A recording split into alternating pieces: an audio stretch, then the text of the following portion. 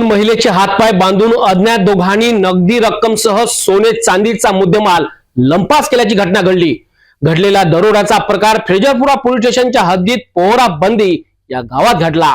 अज्ञात चोरट्यांनी तब्बल 64,000 रुपये किमतीचा मुद्देमाल लंपास केला। घरात दोन महिला असताना अज्ञात इसमांनी अचानक घरात प्रवेश केला। फिर्यादीच्या 70 वर्षीय वृद्ध बहीण आणि सुनेला दोरीने बांधून पिशवीमध्ये असलेली नगदी 30,000 रुपये काढले। यासोबतच कानातील गळ्यातील सोने चांदीचा एकूण 64,000 रुपयाचा ऐवज सुद्धा काढून पोबारा केला। ही खळबळजनक घटना फ्रेजरपुरा पोलीस स्टेशनच्या हद्दीत येत असलेल्या पोहरा बंदी या गावात 21 डिसेंबरच्या दिवशी घडली। फिर्यादी नामदेव फुलसिंग राठोड हे घरी आले असता दोघी बांधलेल्या अवस्थेत दिसून आल्या। एकीच्या कानातून रक्तस्राव होताना दिसून आले। फिर्यादीने बहिणीला पाणी पाजून विचारणा केली असता सर्व घडलेला प्रकार बहिणीने स्पष्ट केला।